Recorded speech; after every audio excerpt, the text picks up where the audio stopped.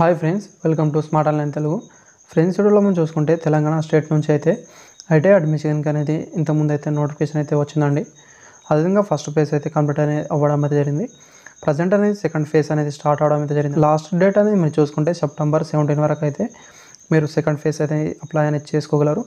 అదేవిధంగా మీరు ఎలా అప్లై చేయాలి ప్రాసెస్ అంటే మీకు తెలియకపోతే కింద డిస్క్రిప్షన్లో అనేది లింక్ అనేది ఇస్తానండి. మీరు అక్కడ నుంచి ఆ వీడియో చూసి అయితే ఈజీగా అనేది మీ మొబైల్ ఫోన్లోనే అప్లై అనేది చేసుకోగలరు. అదేవిధంగా మీరు ఫస్ట్ ఫేజ్లో అప్లై చేసుకున్న మీకు రాని వాళ్ళైతే ఈ ఫేజ్లో అయితే మీరు ఎలా మళ్ళీ ఆప్షన్స్ అనేది పెట్టుకోవాలనేది ఇక్కడైతే నేను సింపుల్గా అయితే చూపిస్తాను అవడం అయితే జరుగుతుంది. తర్వాత సైన్ ఇన్లో అయితే మీరు ఇక్కడ క్లిక్ అనేది చేయాల్సి అయితే ఉంటుందండి. అండ్ ఇక్కడైతే మీరు చూసుకుంటే మీ మొబైల్ నెంబర్ ఇచ్చిన తర్వాత పాస్వర్డ్ అనేది ఇక్కడ ఎంటర్ చేసి రిమెంబర్ మీ మీద ఇక్కడ టిక్ అని చేసిన తర్వాత సబ్మిట్లో అయితే మీరు వెళ్ళాల్సి అయితే ఉంటుందండి. తర్వాత ఇక్కడ మీరు చూసుకుంటే మీరు లాగిన్ అయిన తర్వాత ఇక్కడ మీరు మై అప్లికేషన్లో అయితే వెళ్ళాల్సి అయితే ఉంటుందండి. నెక్స్ట్ ప్రాసెస్ అనేది మీరు ఇక్కడ చూసుకుంటే ఆప్షన్ సబ్మిషన్లో అయితే మీరు ఇక్కడ క్లిక్ అనేది చేయాల్సి అయితే ఉంటుందండి.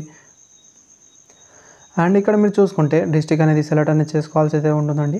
మీరు ఏ డిస్టిక్లో చదువుకోవాలనుకుంటున్నారో అయితే అదైతే ఇక్కడ మీరు సెలెక్ట్ అనేది చేసుకున్న తర్వాత ఫస్ట్ అయితే సపోజ్గా ఇక్కడ నేను ఒక డిస్టిక్ అయితే సెలెక్ట్ అనేది చేసుకున్నా. ఆ తర్వాత ఇక్కడ మీరు చూసుకుంటే మీరు గవర్నమెంట్లో చేయాలనుకుంటున్నారా ప్రైవేట్ అనేది ఇక్కడైతే మీరు సెలెక్ట్ అనేది చేసుకోవాల్సి అయితే ఉంటుందండి. అదేవిధంగా మీరు ఏ కాలేజ్లో చేయాలనుకుంటున్నారో ఇక్కడైతే మీరు సెలెక్ట్ అనేది చేయాల్సి అయితే ఉంటుంది. ఆ తర్వాత మీరు ఏ ట్రేడ్లో చేయాలనుకుంటున్నారో ఇక్కడైతే మీరు సెలెక్ట్ అనేది చేసుకోవాల్సి అయితే ఉంటుందండి. ఈ సెలెక్ట్ అనేది చేసుకున్న తర్వాత ఇక్కడైతే చూపిస్తుందండి అది ఫ్రీ షీటా పేమెంట్ షీటా అనేది కూడా చూపిస్తుంది. ఆ తర్వాత ఎస్ పైన ఇక్కడ టిక్ అని చేయాల్సి అయితే ఉంటుంది. మరోసారి కూడా ఇలా అయితే మీరు ఎన్ని కావాలంటే అన్ని అయితే ఆప్షన్స్ అనేది ఇచ్చుకోవచ్చు. ఆ తర్వాత సేవ్ అండ్ లాక్ ప్రిఫరెన్స్లో అయితే ఇక్కడ మీరు టిక్ అని చేయాల్సి అయితే ఉంటుందండి.